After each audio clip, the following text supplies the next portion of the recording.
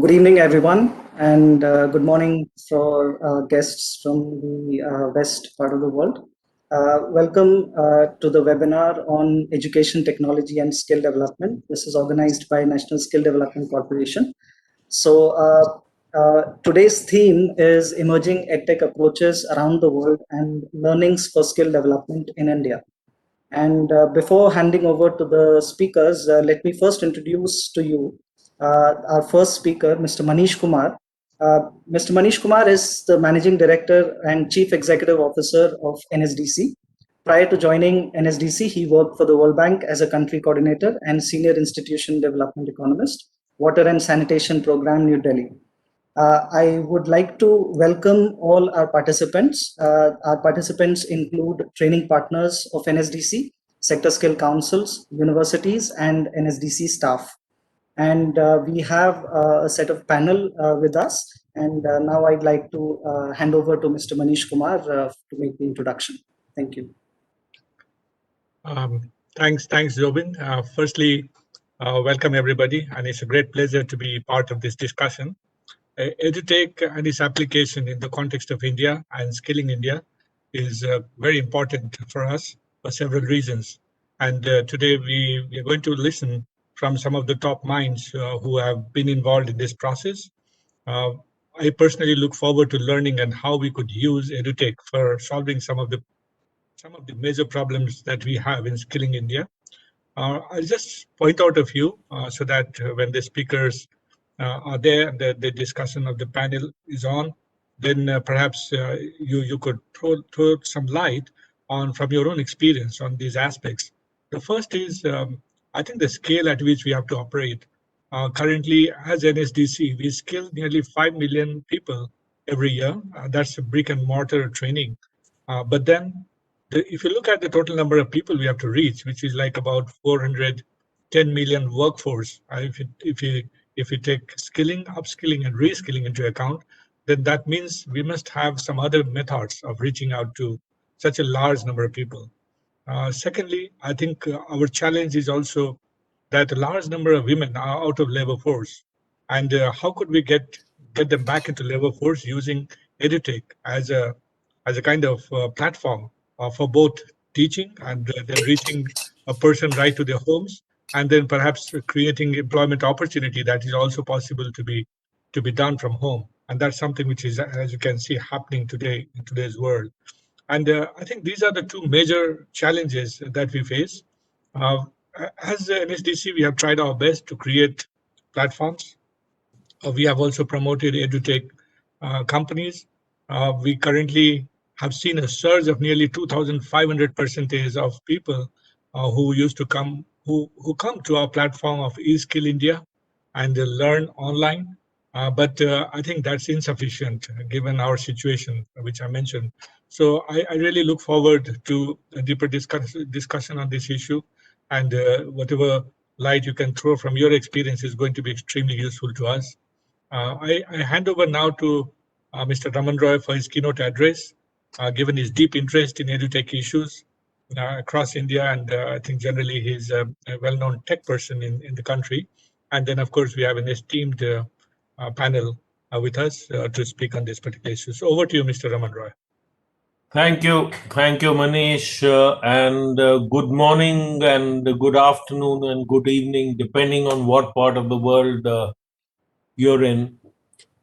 I am truly honored and humbled to be asked to moderate the panel, leave alone give a keynote address, because given the repository of knowledge that the panelists are sitting on, both in practice and about the entire concepts, I feel I come between the audience and their vast knowledge.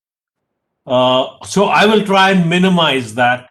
I will introduce each one of the panelists as they come on to talk, but just to give you a little flavor in alphabetical order, they will not talk in alphabetical order.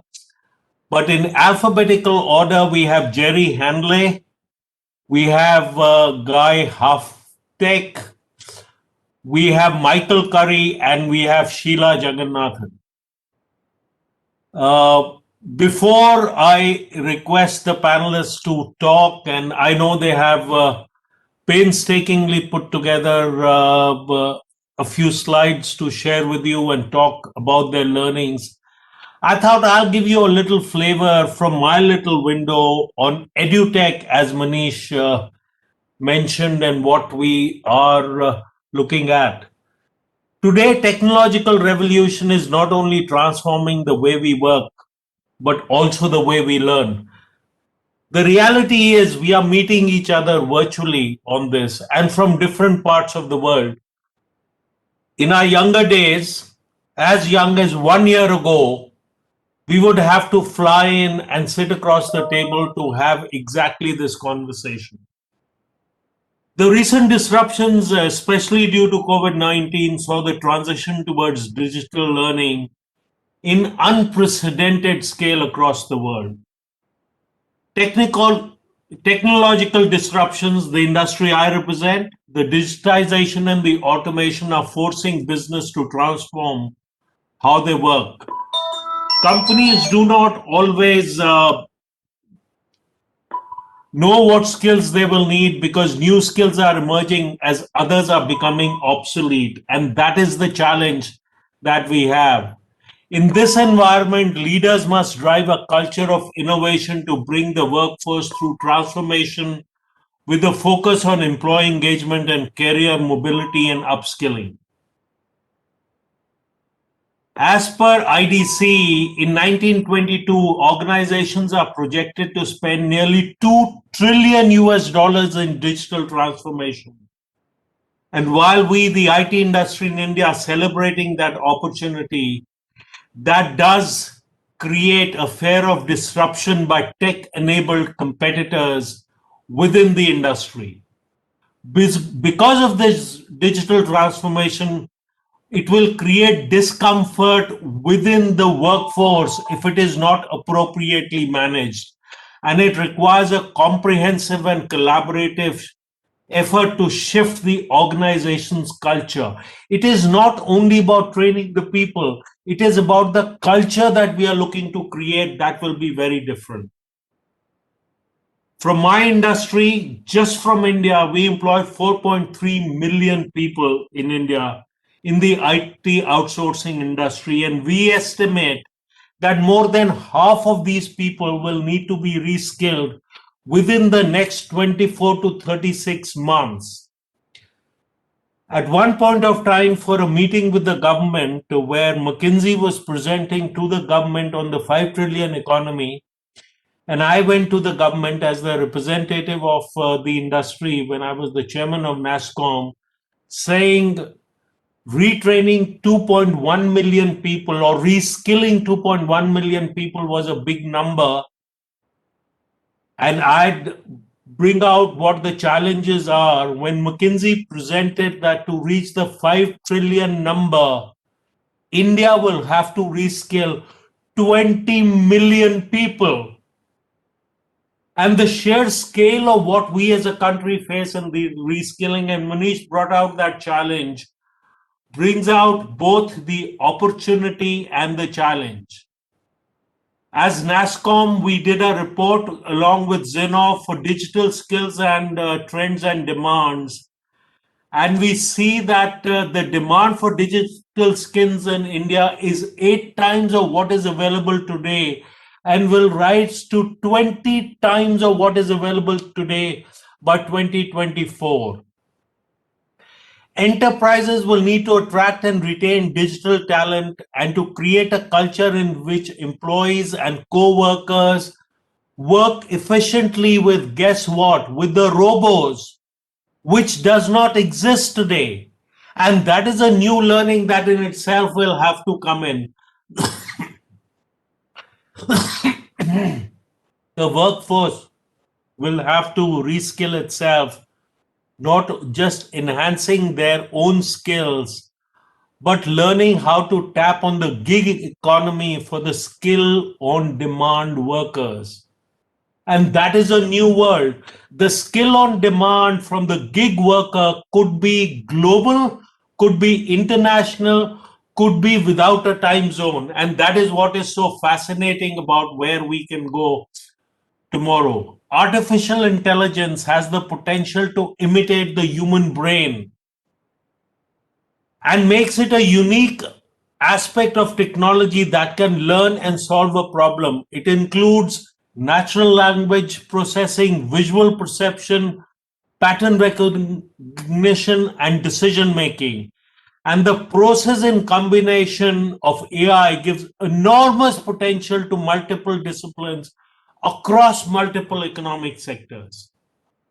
The global race to fund, develop, and acquire AI technologies and startups is intensifying. And in my opinion, this is just a start. The impact of AI on GDP is predicted to hinge on several factors, including skills, availability of open source data, and technological progress, with some countries expected to gain more than the others. As AI becomes more widely adopted, its basic tool sets and functionality will become available as a commercial service from large platforms. And in my opinion, the examples includes Amazon machine learning services, Google DeepMind and TensorFlow, IBM Watson, and Microsoft Cortana Intelligence Suite, among others. AI can dramatically enhance the way the individuals learn, the people that we are seeking to train, and will help expand access and relevance to the efficiency of education. Let me come closer home for the IT industry. Historically, IT industry where the revenues grew, so did the number of people. And if you analyze the revenue of the industry for the last 5-6 years, you will see that the graph of revenue is growing steeper and the graph for the number of people employed by the industry is not going as steeper. Actually, the jaws are widening. And that shows that the average revenue per head that is coming from AI, 3D printing, blockchain, big data and analytics, cybersecurity, IoT, robotics, immersive media, cloud computing, that is growing dramatically. Talent has become a mission critical priority for India. Gartner predicts that digital skills are in demand across all sectors and within roles that traditionally did not require them earlier. So we are going to see a lot changing. There is a massive need for everyone to develop digital fluency in new age technologies. Skill shortage, we see a tip of the iceberg right now. Skill shortage is omnipresent, and upskilling and skilling is the antidote. That is a big challenge that we all need. The problem is too large to be handled alone. It needs collaboration. It needs collaboration not only between companies that compete with each other, it requires geographic collaborations across the sectors. The government of India has recognized the urgency and created steps on it. The Prime Minister and the IT Ministry have taken steps to initiate what the future will look like. The government has extended its support to IT industry's response to the skilling challenge through NASSCOM's Future Skill Initiative by extending it to the entire nation. Built on solid foundation of future skills, Future Skill Prime has been built with the support of Ministry of Electronics and IT that will open up not just to the IT workforce, but to the entire country as we go forward. Coming together of the government, industry, academia, and content partners is crucial to the future. And I dare say NSDC will play a big role in making that happen. Reskilling India may sound like a mission impossible, but we have to make it possible. Some of my co-panelists today will talk about where we can take it and how we can do. Will that let me allow me to introduce my first co-panelist, Sheila Jagannathan. Sheila is the head of the Open Learning Campus in the World Bank in Washington, D.C. She serves as the organization's focal point on digital learning and issues at the intersection of technology use and education in emerging countries. She is internationally recognized thought leader, advisor, and author, and a forward-thinking senior education leader with over 35 years of experience in leading capacity building, knowledge management, data, social learning, and transformation across public and private organizations. Welcome, Sheila.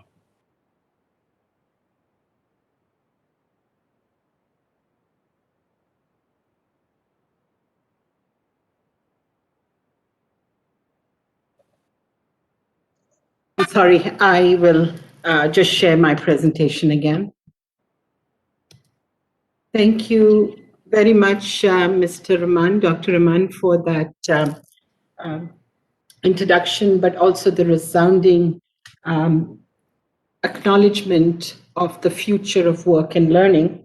I wanted to start with a quote of Alvin Toffler, actually, who said that it is not the illiterate of the 21st century will not be the one who cannot read or write, but will be the one who cannot learn, unlearn, and relearn. And unlearning old structures and mental models and relearning new skills, whether it be business skills, whether it be technology skills, or whether it be soft skills, is going to be critical in the world we are stepping into, which will include, among everything you said, Dr. Rahman, but also including the bots and the machines and the various types of workers. So my brief presentation will focus on big shifts in the future of work, but how is it shaping learning in the 21st century? I will then highlight a few trends that are not the future, but are here today, happening globally and definitely can happen in India. And I will conclude with a very brief few considerations of what we would need to do to transition from where we are to a truly digital and blended future. So very quickly, want to talk about some of the economic and environmental drivers that are happening that is stressing and making global skilling an imperative for the world to consider. So of course, the fourth industrial revolution is disrupting the future of work on a global scale. And McKinsey, as Mr. Raman had mentioned, estimates that over 50% of the jobs today will be lost to disruptive technology. But in one sense, these jobs are not lost. It really brings new opportunities. So in this context, the whole almost 50% of the workforce needs to be reskilled and upskilled. Next, if you look at the Sustainable Development Goals, which have to be met by 2030, it's a global commitment by all, and this requires massively investing in human capital through continuous learning opportunities, ranging from all key stakeholders. Third, I'd like to point out India, among many other emerging countries, needs to, in particular, the youth bulge. And India in particular needs to find about 12 million, find jobs for about 12 million, and who are entering the workforce. And so here, skill building becomes an imperative again. And finally, climate is already upending livelihoods, lifestyles in many parts of the world through extreme weather conditions and so on. So learning how to substitute renewable clean energy for fossil fuels, how to build community resistance and so on, is going to be imperative. Now, the point I want to make here is upskilling and reskilling, therefore, becomes a priority for most governments and global citizens. And this requires changing attitudes and beliefs and requires raising awareness and just-in-time capacity building. Now, on the other side, which was mentioned before, there's unprecedented change on technology. It's everywhere. There's a tsunami of data. AI, cognitive computing, and robotics are disrupting work. And there are 5 generations in the workforce, including millennials, that make up about 50% of the workforce. The point I wanted to make, and just before the pandemonium, I was at the Silicon Valley presenting at Microsoft, and what I was told that the Silicon Valley and other people who are hiring, they're not looking for your skills in coding or other things. The 2 critical skills they're looking for is learning agility, because the shelf life, according to the World Economic Forum, the shelf life of skills is only going to be about 4.5 years. So what the technology skills or other thematic areas is going to be constantly changing. So if you're hiring people who have the ability to learn new things, and the second important critical determinant is also the knowledge of soft skills, so that they are able to handle teamwork effectively, collaboration, communication, and so on. I just wanted to mention here, it's all of this is really an opportunity for change. And if you looked in the old economy, life existed in 3 simple blocks for all of us. You educate yourself for the first 20 or so years, then you work for another 40, and then you retire, and then lifespan was about 70 or so. Today, in the new economy, since the shelf life is only about 4.5 and people are living longer, the learning block is lifelong. I like to call it life-led, because as long as your people have at least 6 to 7 careers, Harvard is now talking, Chris Dede, who writes a lot about this, is talking about a 60-year curriculum where you're moving in and out of work and retooling and reskilling yourself. So in this picture that I've painted, where global skilling is an imperative and we need life-led learning, and I think Manish and Dr. Rahman also mentioned, the challenge is so massive that it cannot be met through face-to-face intervention. At the World Bank, where I set up the Open Learning Campus, we sort of discovered this about 15 years ago, where we had to sort of disseminate just-in-time learning and knowledge to thousands and thousands of people around the world. Technology has to be a piece of this puzzle, and this is very important. Now, at the same time, it is not our fathers' or our grandfathers' way of learning. Learning itself, due to all of the drivers that I mentioned, the notion of what is learning is also changing. It's moving from learning in one phase to continuous and life-led, as I mentioned, but also the way we approach what we think of learning. Earlier used to be a structured learning, sitting in a classroom, but today learning is informal. It has formal, of course, but a lot of learning happens informally. It's micro-learning, bite-sized, peer learning, and it's on the job, and it's even embedded in the flow of work, so that people find time to learn as they are working. Manish talked about gender, and this is a very important characteristics that technology affords us. And then, of course, you move away from the traditional lecture style to multi-channel or multimodal experiential learning and flipped classrooms, which I'll mention to you. Another critical difference, of course, is the change role for not only the teacher or the expert, but also the learner. In this context, the teacher is no longer the sage on the stage, but more the guide, facilitating and guiding learners to find the right knowledge at the right time. So teachers become more enablers and facilitators, and students are supported by digital tools. Similarly, the role of the learner too is moving away from an individualistic to more collaborate, where they interact with peers and sort of gain collective intelligence through crowdsourcing and co-creation and so on. Silos, the siloized way of learning. In today's context, particularly in the fourth industrial, everything is linked to everything else. And the job seekers who have these multi-sectoral or cross-sectoral hybrid skills are the ones most in demand. So you will see people in marketing with data science and visual design or different combinations, and academia and also skilling organization are providing these cross-sectoral skills. And because learning is so short, this skill cycle is short, under 5 years, and we need to learn continuously, naturally, we're unbundling education, the degrees, to simpler modular approaches. And the benefits, and these could be like you get a certificate after a course, you get a specialization when you do MOOCs, or even micro bachelors and micro masters, which are like Lego blocks. You take a course, you get a certificate, after sometimes you build. And this again would be useful for people, disadvantaged youth, for gender, etc., that doesn't require the time and cost to provide the upfront cost of education, but do it along the way.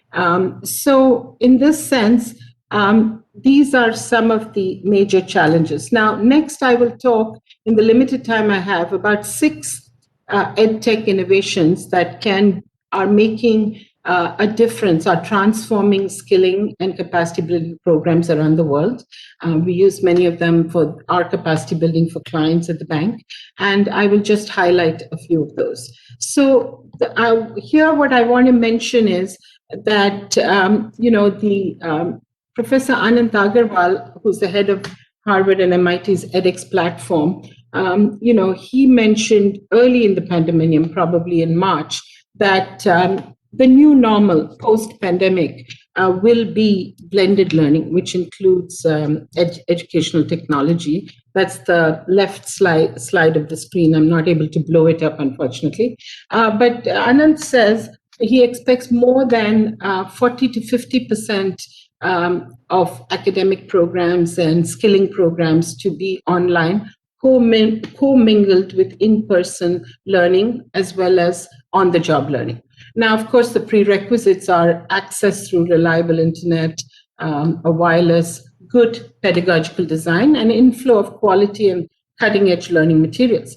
So what is blended learning? Blended learning is really a blanket umbrella statement for anything that combines best of in-person or in-person virtual and digital learning in an effective way to sustain this. And it could include real time, as I said. In COVID, we're 100% virtual, right? So, but that doesn't mean you give up on the live human interaction. So typical effective blended learning today combines real-time live sessions, whether they're face-to-face or virtual.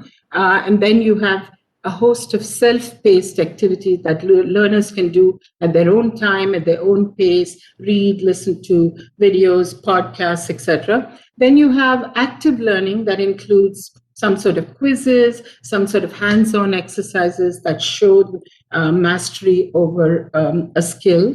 But in addition, we are doing virtual field visits, and so on. And then finally, there is the human element. Digital learning doesn't mean that you cut out the human element. Coaching, mentoring, as well as interaction with your peers to discuss, share, and so on. So this illustration, the continuum of technology learning, I just want to call your attention. This is really a tool to help institutions and learning designers decide where to get started with digital learning and where your programs could fit. So when we first started, remember, there was just the two extremes. You had face-to-face or you have fully online. But now with COVID and beyond, there are a number of variants that come in. There's the flipped classroom where you can bring in to prepare learners online before you come into a face-to-face, or there is a hybrid, which is a planned mix of online or face-to-face and, in many, many forms. And the high flex is something that's coming. Personally, I feel it is not, it is too huge. I mean, it's a bit resource intensive, but let's see how it evolves. The high flex is where every session of the course is offered in multiple formats to allow different sections of stakeholders to attend. So, and to seamlessly shift between attending in person, joining synchronously online, or doing the self-paced activities. So, but how do you choose between this section? Obviously, it depends on your audience profile and their needs, the preferred teaching strategy of the institution or the facilitators, the demands of their subject, as well as resources. But I do want to say that in this time, the notion of blended learning is actually evolving. So we need to be light and nimble because according to this prediction, which is kind of getting accepted globally, is post-COVID, the new normal is going to be blended. But one thing I want to say here is good teaching may overcome a poor choice of technology, but technology will never, never, never replace bad teaching. So it's important to keep that in mind, because it's just because you switch to technology. And the other thing on this slide I want to mention is that EdTech entrepreneurs and other technology providers are meeting this demand with some really excellent products, which are called integrated learning systems, or in some cases, they integrate both the learning experience platforms with learning, the LMS, the learning management system, to facilitate these types of delivery. So the next quick point, and Mr. Raman, how many minutes do I have? 3 or 4? Yeah, you can take a couple of minutes. We'll cut it out of question time. Okay, so sorry. So this is that slide I was showing you that came out of Harvard, MIT, that talks about after the fall. I'll quickly go through this because I've been this. And this is the continuum of learning we discussed. The second pivot that I see has a lot of potential for India and globally is break the traditional patterns of teaching and learning. Complement long modules-based lesson plans with shorter, easily digestible bite-sized learning. This bite-sized learning, for example, like YouTube or TikTok videos and so on. And I have an example here where a teacher trainer records short lessons, sends it through WhatsApp or other app during the day, during the week, several times, with key messages, audio, video, short knowledge notes, games, and refreshers, and so on. And such lessons can be translated into local languages using AI, which I'll talk about next. And it can be on the go and so on. The point I would like to leave this slide with is microlearning can be a very effective tool, not just for hard skills, but also such as, solar roof installations or developing software for autonomous driving, medical procedures, etc., but also very, very crucial for soft skills like language learning and project management and communication and so on. And, these can be effectively implemented among low data contexts as well, embedding game components. The third pivot that Mr. Raman mentioned as well, AI is playing a key role in improving the quality. Manish talked about scale and impact of learning. In fact, if I were asked today what is the single most thing that is going to change learning, it is AI through its invisible user interface. In fact, you say AI is the new UI. That's how we're going to. We're already starting to see a lot of it proliferating. I don't mean that very soon we'll have humanoid robots acting as teachers. That may be taking some time, although I did see a show where they do have a humanoid robot teaching in a school in Bangalore. But what I'm talking about is in little ways, AI can impact the learning life cycle. So right now, for example, at the bank, we're using AI to take long reports like the World Development Report and create short content modules. So that is one, what used to take a very long time, you can use AI to do that. The other big thing around the learning cycle is it can free up teacher time. So for many of our courses now, we're using what is called a voice-based tutor bot. And so the first line of asking questions, it goes to the tutor. So in this example on the left, a company focuses on using AI-based microlearning to teach English and other skills to gig workers like cab drivers and food delivery staff. And this app really is multilingual and it's mobile, and it offers a combination of a tutor bot with live tutors to offer learning. The second one here, the example talks about how AI-based skill matching tools generates comprehensive skill profiles for youth. And so the student inserts various skills in their local language with the help of a trainer, and based on those skills, it's inserted into an app, a customized CV is generated, and then the job seeker is matched with the thing. So there are many roles. One of the critical roles for AI, which I personally think will revolutionize, is the ability of AI to personalize learning.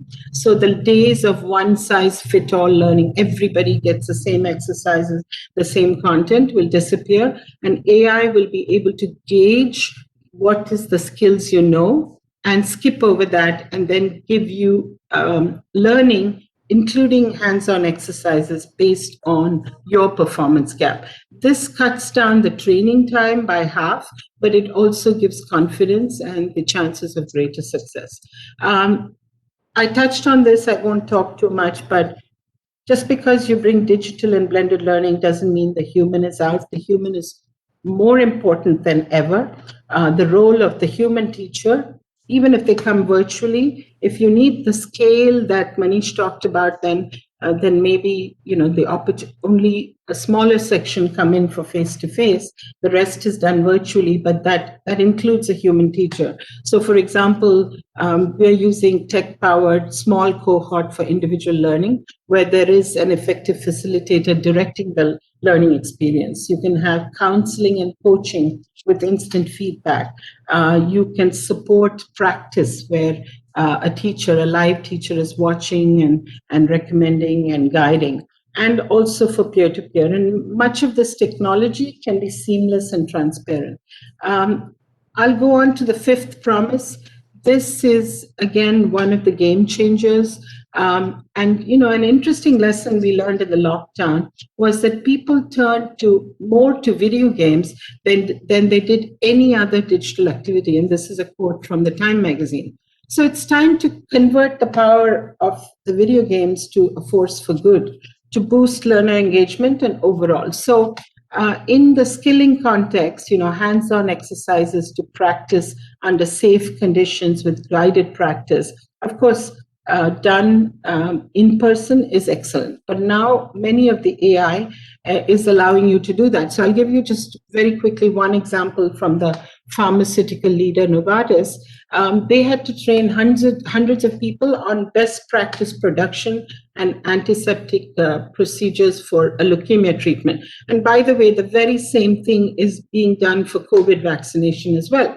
They had limited labs and very little time to do it face-to-face. And so they developed a state-of-the-art VR simulation that allows learners to strap on their headsets, grab hand controllers, and step into this hyper-realistic virtual facility to practice life-saving procedure, while a mentor and a coach watches how you perform and gives you feedback. Similarly, many organizations during COVID are doing this, but even earlier, Walmart uses VR games a lot to teach management practices for their store staff, Exxon, Boeing, etc. What the power of VR is that it gives you a power of presence to step into that reality, even though it might be artificial.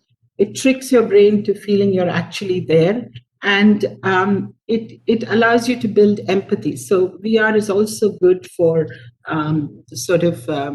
HR-related skills and so on, as we are finding to train new managers and so on. So typical examples in a skilling environment is for VR is to expose learners to professions in the hospitality sector and other sectors, so they experience what the trials and challenges are and take action. It's to expose, nursing students or paramedicals to real life scenarios in hospitals and so on. It's to aid gig economy jobs such as driving, delivering packages, customer service, and of course, the other skills as well. Again, public speaking is a great tool. So it can be a useful resource and so on. I've just got 2 more slides. Now, as you introduce all of these tools, I think very, very upfront, it is important to think about how you will collect data to measure and improve. Data is really the new currency for learning and development.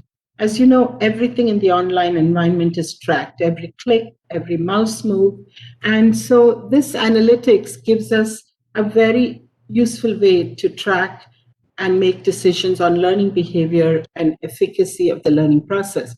So in today's data-driven, in today's digital age, these learning analytics are crucial for decision making. And really, I will say the feel-good statistics like completion metrics or evaluation, those are not as relevant in today's context. And so learning analytics gives you the tools to track learner interactions, to collect, mine, and report on data, to find performance gaps so that you can personalize the learning experience, to see how they're performing on the job so that it connects training and organizational impact. And so you can share reports of value. And how do you do it? Many of the tools, like the learning management system, already have data analytics built in. There's also some software called the LRS, Learning Record Store, that allows you to do it. So start small, collecting learning analytics on three things: on engagement, how are learners progressing through learning; experience, how memorable is the training and how excited are the learners to participate; and how effective is it? Has it improved outcomes, skill adoption, and so on? So finally, I will end with, there is some food for thought to address the challenges Manish mentioned, but it requires a mindset change, as Mr. Raman also mentioned. It's not about putting on a webinar with Zoom. So it's really not about usually when we adopt a new technology, we tend to do exactly what we did in a face-to-face sitting. And this is exactly what we should avoid. We should use technology in new ways to try to do new things that were not possible. And because technology brings new opportunities to learn. The other point I want to mention is that evidence-based pedagogy as well as engagement. We talked about learning analytics and so on. It's important to use a variety of instructional strategy to keep learners engaged and curious about what's coming next. Appropriate technology. Globally, this is, while innovations are happening in education during COVID and post, it's important that we don't expose people to a greater digital divide and add to their cost. I talked about human intervention. I talked about the high-touch approach through virtual facilitation. The next point is to advance learning through AI, data, and analytics. And very important, that was stressed before me, multi-stakeholder partnerships and public-private partnerships are critical.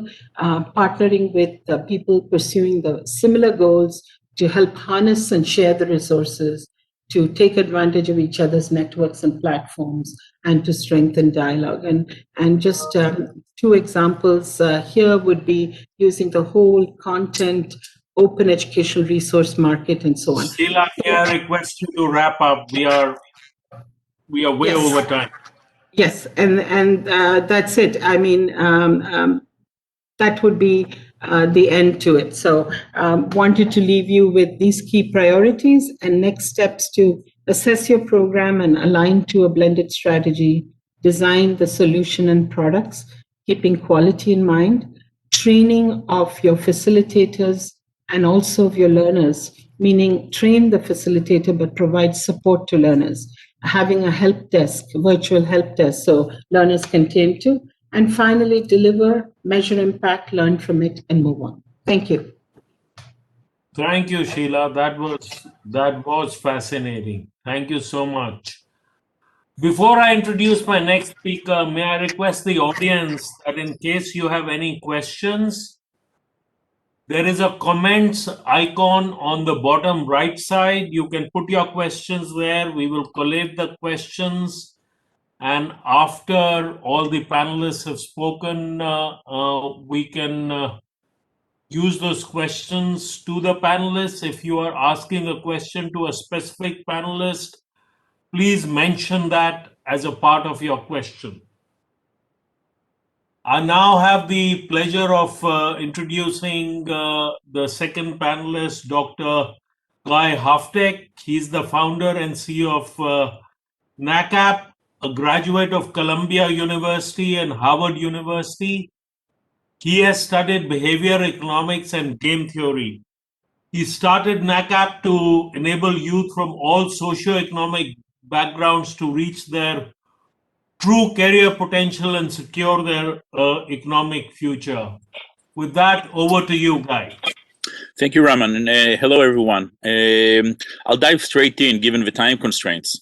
So I want to show you what we do at NACAP, and I'm sharing a picture here of what the future is actually happening. And this is a picture from India in particular. So Sheila was talking about gaming, and NACAP is an AI gaming platform that uses neuroscience to change the future of human capital and workforce readiness, learning, and much more. I'll show you just some pictures so to give you a flavor of what it looks like. So those are young girls in rural India. You can see here young South Africans in a skill development center using our games. You can see here more pictures from India, and you can see that young woman using a mobile phone and playing our games. You can see here college students in New Delhi playing our games as part of recruiting with Tata Sons. You can see a young middle school girl in Mindanao, the Philippines. More college students in India. A young woman in Berlin, in Germany. Youth in Los Angeles, California. Young students in the Philippines. An executive in Switzerland, a young person also in India playing, and many, many more. Now, what combining all of that is the fact that we have built games that are not just like any other games. Our games, in fact, enable people to unlock their true career potential and to build their future and become skilled and capable and use their talent to do work, to build their future, to secure their economic future. So in just 30 minutes of a digital experience of playing games over a mobile phone, that's the gateway to their future. And let me show you how it looks actually more specifically. So our career platform is really designed for every person, from every walk of life, from every socioeconomic, for every age and culture. And the reason it's possible is because we've built games.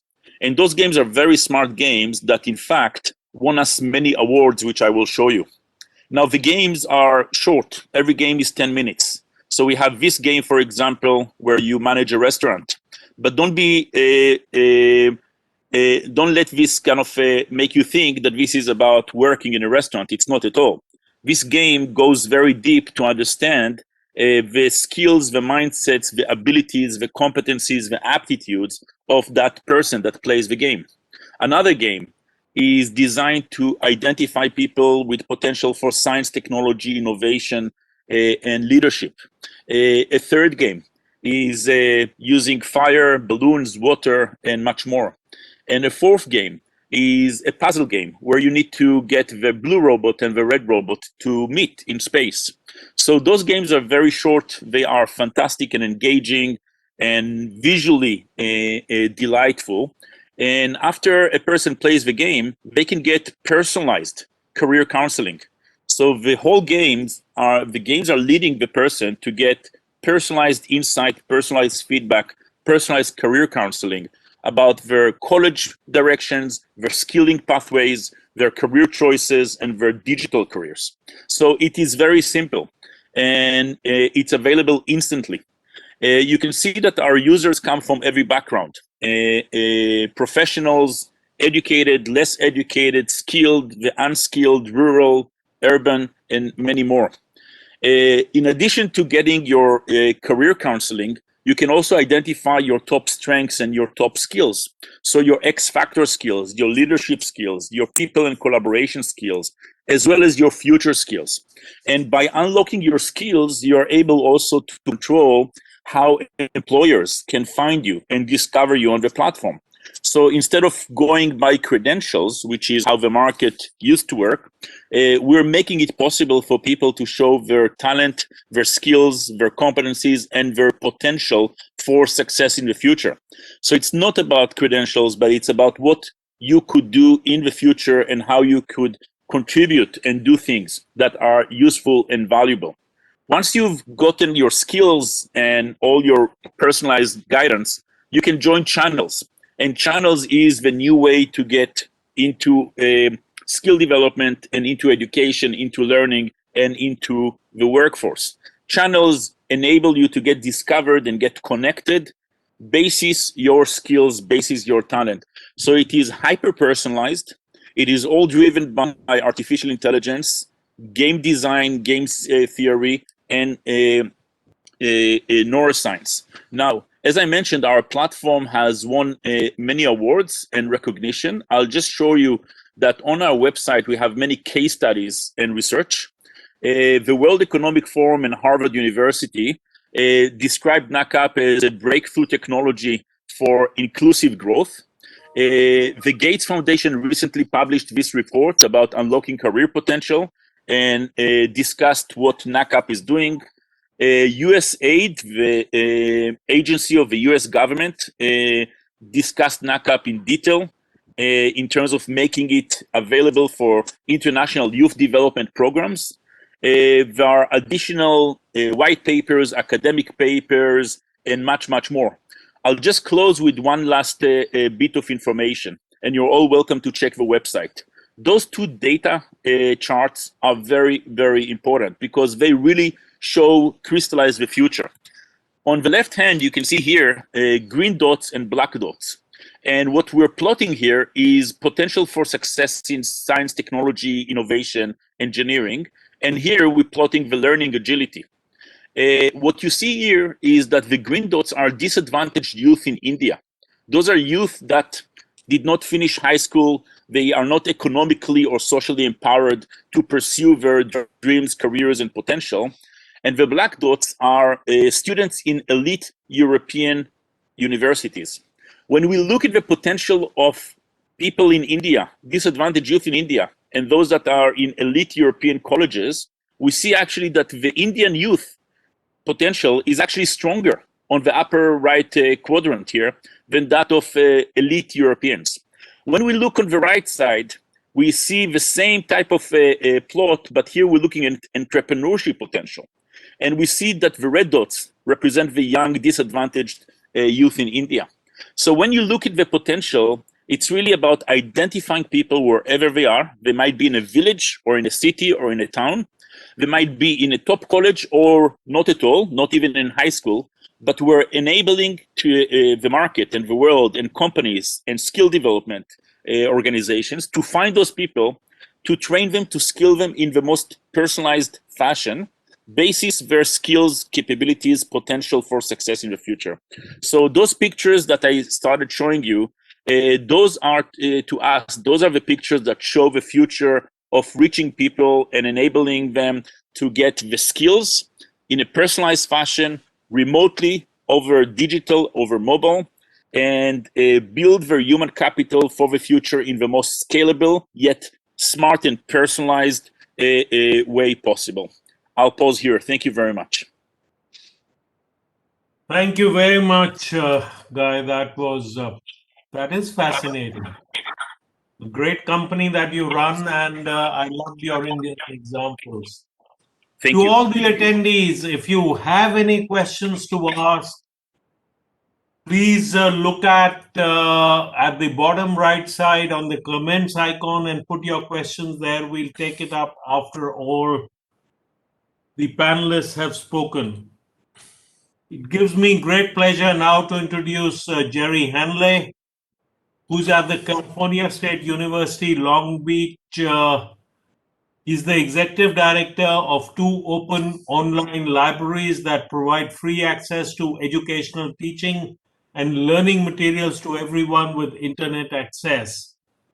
Skillscommons.org is the open library for workforce development training resources, and Malad.org is the open library for academic educational resources. Welcome, Jerry. Thank you so much for the introduction, and it's an honor to be part of this wonderful panel. And I just want to reinforce all the points that our previous speakers have made are just outstanding. And hopefully some of the comments I'll make today will be reinforcing some important points that they've already made. And when you're looking around strengthening India's capacity to transform workforce development and scale, as Dr. Roy had talked about, is really essential here. And I think just this, Dr. Helfik and I haven't talked beforehand, but I think the point I have here is people's capabilities are distributed equally around the world, but opportunity is not. And his last graphs that he showed that whether you're in an advantaged environment or a disadvantaged environment, the skill of people is there. And our job is to look at how education, being the most powerful social economic change agent in the world, can create opportunities to develop these capabilities. And whether it's with your NAP app, or whether it's the technology services that the National Skills Development Corporation is doing, these are all essential to enable these achievements to occur. And what I'm going to highlight today is around there's a set of educational resources that are available, open educational resources that have a promise to empower the teaching and the learning for all. And so these free resources are available for you. And this is where our partnership with the National Skills Development Corporation is really just an honor to work with you. And Skills Commons is a free and open library.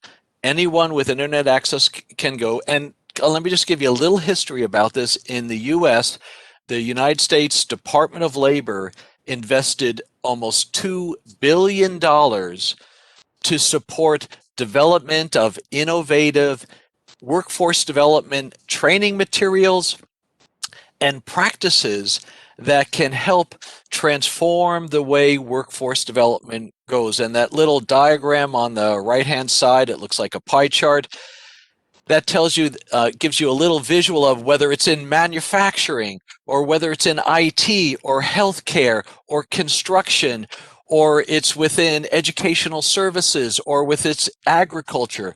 So the whole range of types of workforce training that's going to be essential for the economy is really important. And important elements about these resources, as being open educational resources, you are free to download these materials. You are free to revise these materials, to customize them for your local needs. And I think that's an important element about open educational resources, is that it enables at scale your ability to customize it for the needs of those various communities. Whether you're in Uttar Pradesh or you're in New Delhi, whether you're in agriculture or whether you're in IT, you're going to need to enable your training organization, your local training organization, to take those materials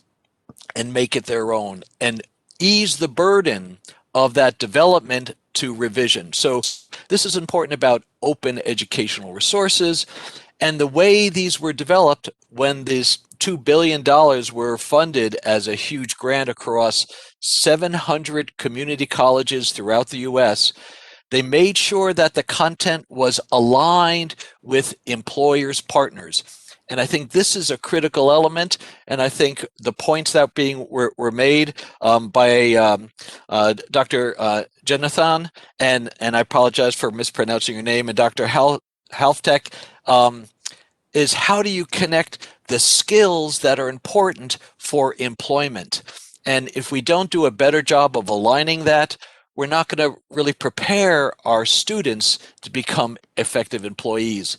And looking at accelerating the learning strategies, these are all guidelines that were used to create these resources that are in this library, and an important element to make sure what you're teaching actually gets integrated into work-based learning, into on-the-job training, internships, apprenticeships. So the issue about hybrid and blended learning that takes the digital resources and the engagement as well as the hands-on is going to continue to be important.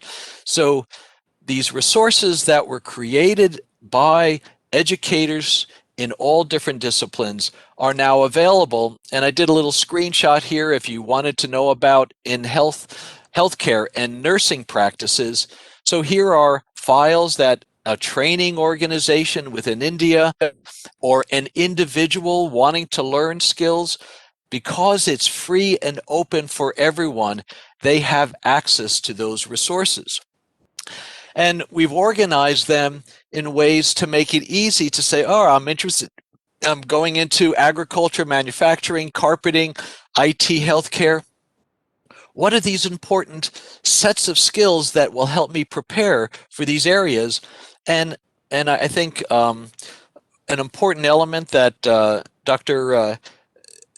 Jagannathan, and I again apologize for the mispronunciation, is that connecting the digital learning with the experiential learning in an apprenticeship model is how you begin to take general skills and customize them for the unique opportunities for employment where that person is living. And what Skills Commons has, they have all these resources. So if you want to have an apprenticeship program about HVAC, we have those guidelines to help you develop those effective apprenticeship programs. Again, all these are free and open resources for you to adopt. Now, effective learning is can be enhanced by technology in a variety of ways. But if you do not prepare your industry expert to also become an expert instructor, you're going to really not be able to scale at the size that's going to be important. Not only do you have 20 million learners that are necessary to reskill, but you're going to need 2 million teachers to become more effective, and industry experts are going to have to take on that role. So we have tools to help industry experts to become expert instructors, free modules, tutorials to help them on. We have tools to help how do you align industry workforce with workforce programs, supporting students in the learning process. So just to highlight, all these resources are free and available. And already, since Skills Commons has already had over 30,000 visits from India, and with the NSDC's portal, we're working with them to select the quality resources to make it easy for you to find those, and whether you're workforce development trainers and workers, and wrong way, and an important another element that was brought up was around how do you begin to curate materials for your priorities. And so this is a simple thing where we've put together a collection of materials focused on the supporting employment equity for women in India, and looking at what are when women are going into non-traditional areas, what are the type of skills and guidance and mindset that's important to help them be successful. So hopefully I provided you a quick overview of a free and open resource that provides a wide range of opportunities that helps you build the capacity of your local workforce development. And we're very excited about continuing to partnership with the National Skills Development Corporation. So with that, I'll pass it back to our next speaker. Thank you. Thank you. Thank you very much, Jerry.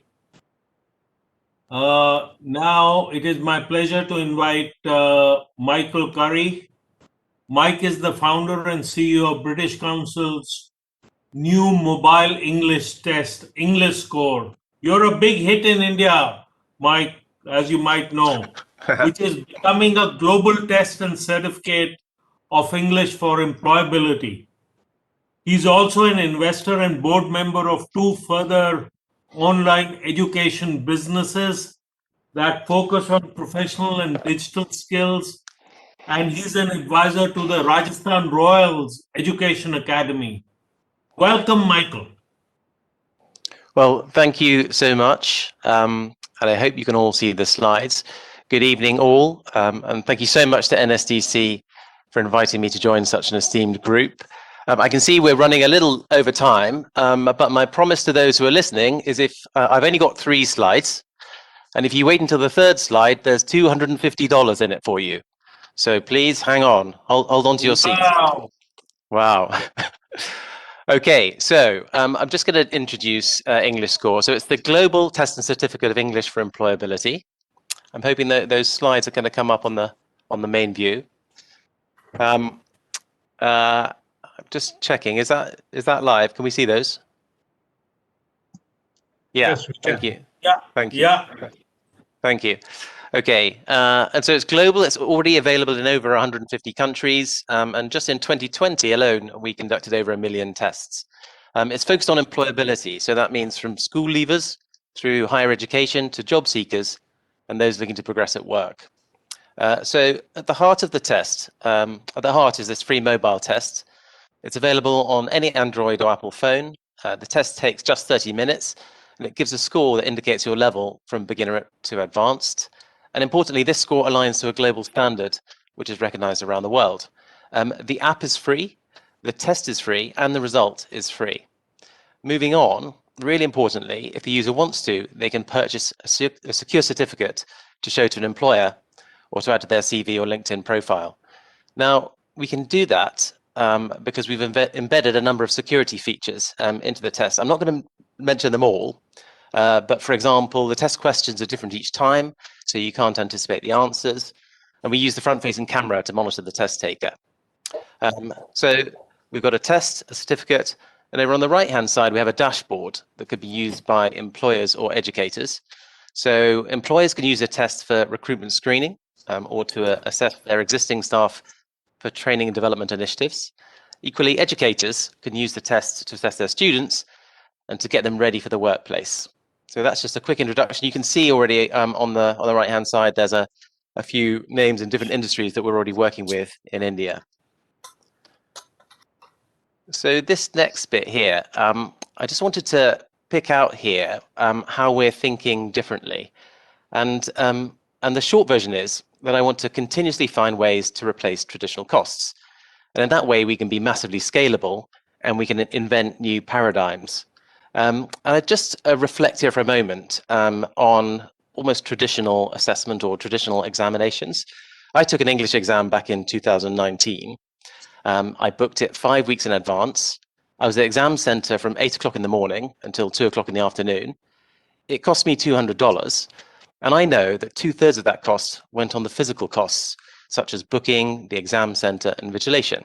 So only 1/3 of that $200 went towards the design of the test, the items, and the assessment costs. So I'm looking to sort of change that paradigm. So I'm looking to cut out costs wherever I can. So over on the left-hand side, starting with distribution costs, all of my distribution is through the mobile internet. So I can reach 150 countries. Actually, I think it's 170 countries now. And it costs me around 20 cents, 20 US cents to acquire a customer. So very, very different economics. Then I look at the middle section there. As I mentioned earlier, we build the security features into the app. So my invigilation costs are very low. I try to keep them sort of practically zero. People mentioned AI. I'm using AI in there. And then over on the right-hand side, my marking costs.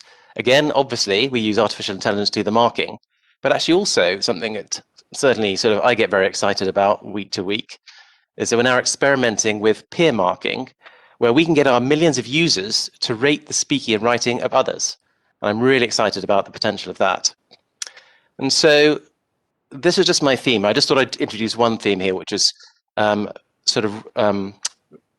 continuously removing the costs to create new opportunities, scale and new paradigm opportunities. And if I think about sort of my vision for the future of assessment, not just English assessment, but about other types of assessment exams, I think about it as embedded assessment. So I think we're used to this sort of concept of having to go for an exam. It's quite this sort of intimidating concept. It lasts a while. You have to go to a center. There's lots of invigilation. You do your test, you get marked, you get the results back a bit later. I think that's going to be old school. I think if we can do things like this and bring the cost rate down and the accessibility right up, I think we can change the way we think about assessment. For example, I mean, I can embed this assessment into someone's course. They could run this assessment 3 times over at very little cost at the beginning, in the middle, at the end. And I think sort of there'll be very little disruption to the way that the learner experience works. I can keep the cost low, and I can actually sort of get multiple different checkpoints throughout the journey. So these are sort of, I see these types of technology approaches changing the way that we approach assessment in the future.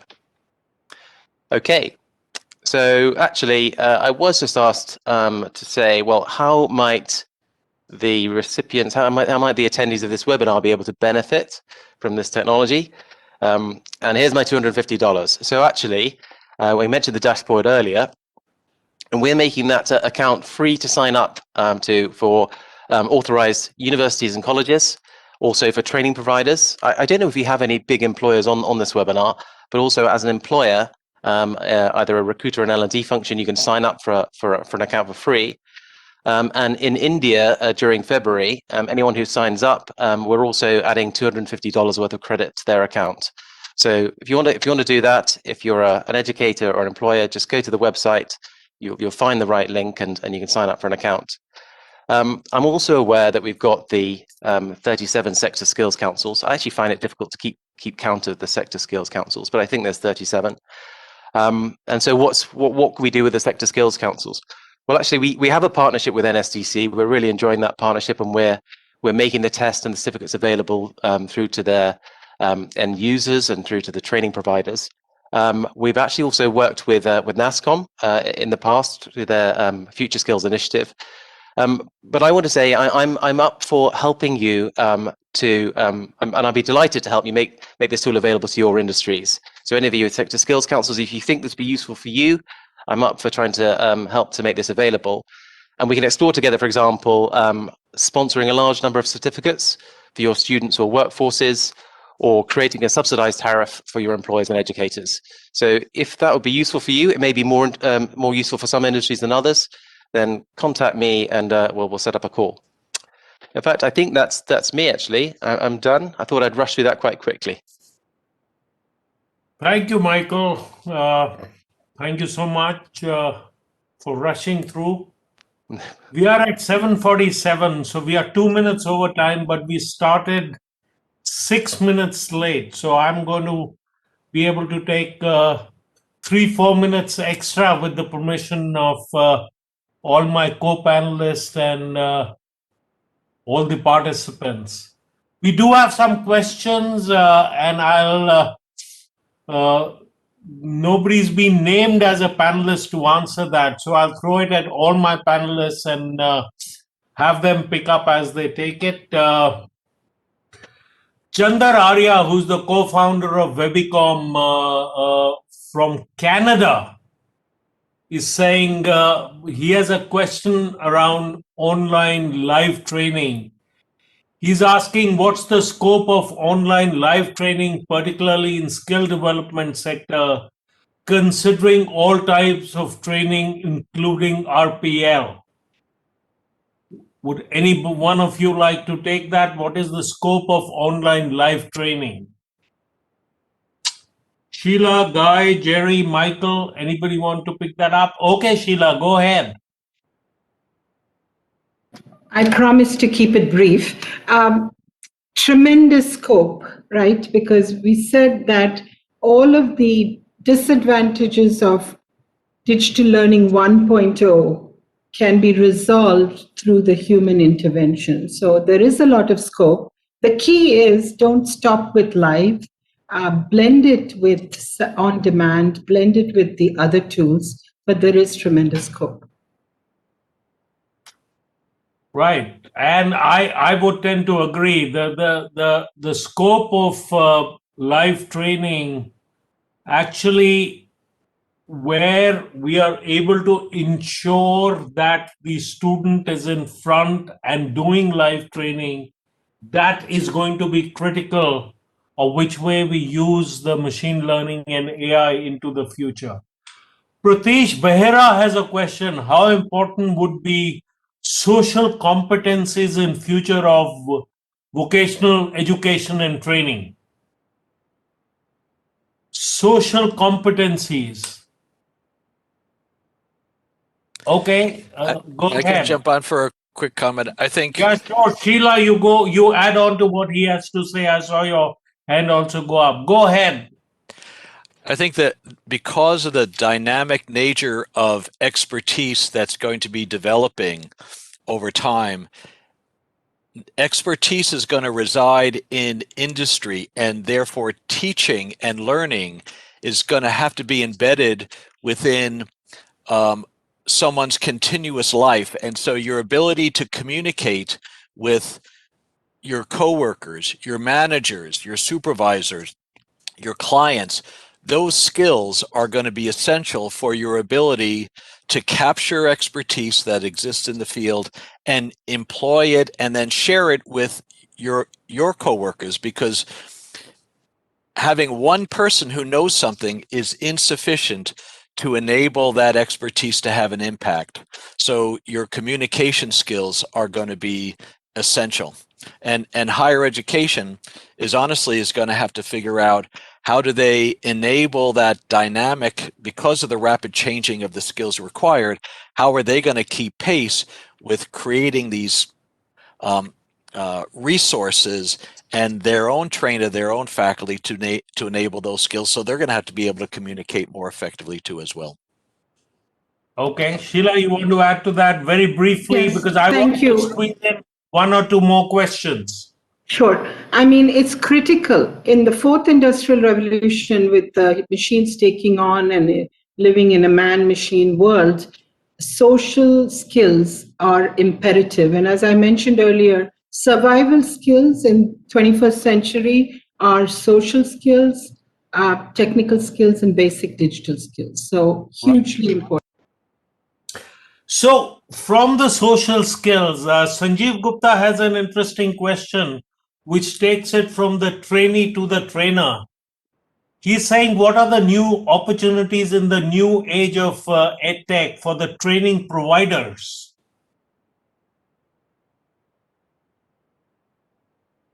Guy, Jerry, Michael, anybody wants to take the opportunities, or even Manish, opportunities for the training providers?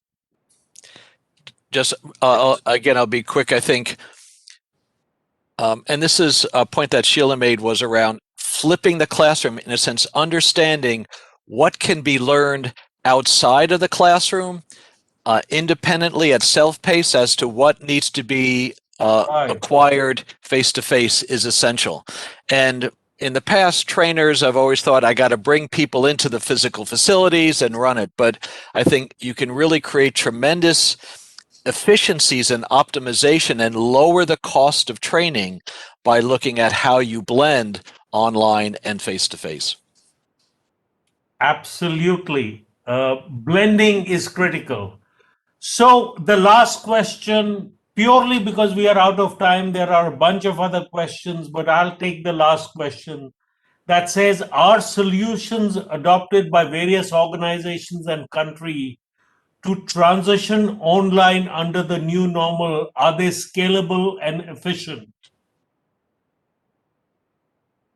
Sheila, you referred to that in your presentation also. Would you like to give a specific answer to scalable and efficient? Absolutely. I mean, that's the whole value of the EdTech intervention. What we used to do in person for 50-person class or 30 people class, now you could really scale it over geographies, over stakeholders, over different languages, and so on. So that is the beauty. The part to understand is that when you go digital, your upfront investment costs are a bit high, because you're codifying the pedagogy, you're codifying the knowledge of an instructor into a program, into a learning module. So there, the upfront investment costs are high. But once you have that invested, rolling it out to thousands and thousands. For example, we just rolled out the World Development Report on supply chain at the World Bank, and we had 150,000 people from 190 countries attend. Now, if we were to do it face to face, can you imagine? We just couldn't do it face to face. Probably take 10 years. So the point is that the intervention of technology allows scale, improvement of quality, and greater learner engagement. There are studies to show today. Earlier, there was this idea of no significant. First, initially they said, oh, online is inferior. Then a few years later, they said, well, online and face-to-face, no significant difference. Today, the studies are proving that in certain areas, online is even better than face-to-face. I'll stop there. Michael, you wanted to add something. Go ahead. Yes, thank you. I think actually in that question, I think, is it scalable? Look, absolutely it's scalable. And as Sheila said, that's the sort of almost the whole raison d'etre for it. I think it's a really good question. Is it efficient? Or maybe if I take that to, is it effective? And I just have this little, this case study in mind. About 12 years ago, we bought a business. We're doing professional qualifications online, sort of 6-month qualifications. And we were, all of those were self-study, self-paced, super flexible. It sounded like exactly what people wanted. But we were measuring those and we were achieving about a 35% completion and success rate, nowhere near what we wanted it to be. We refined the content was great, the sort of didactic format, that it was easy to use, but still we were only achieving a 35% completion rate. And we worked on that and we worked on that, and we got a couple of breakthroughs. Actually, in particular, blended learning, batching people up into cohorts, grouping people together into small groups of 6 or 8 to work together, giving people experiential learning, chances to practice, and also sort of putting people into a live class every week. And within the space of, I think, 3 months, we moved from a 35% completion rate to an 85% completion rate.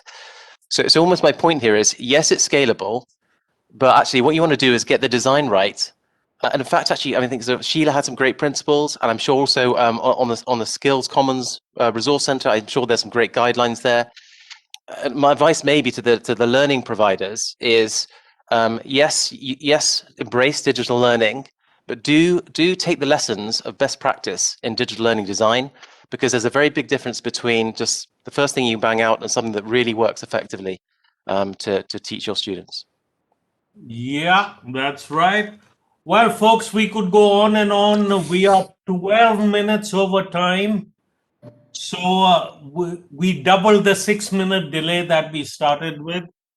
Sheila, Guy, Jerry, Michael, thank you very much. I can tell you I learned a lot. Thank you for being so generous with sharing your thoughts and your learnings and what you're doing and where we can take this. With that, let me hand this back to Jobin.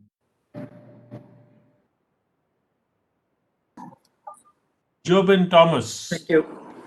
Thank you, Mr. Roy. Thank you so much. It was indeed a great learning experience. I'm sure you all, including our participants, enjoyed the session. On behalf of NSDC, I would like to thank all our esteemed speakers for enlightening us today. And thank you very specially to all the participants for joining us today for this webinar. And we really appreciate your participation and the questions you shared. Hope to see you again for another round of such enlightening webinar. Thank you so much. Thank you all. Thank you. Thank you so much. Thank you. Thank you. Thank you. Yes. Thank you.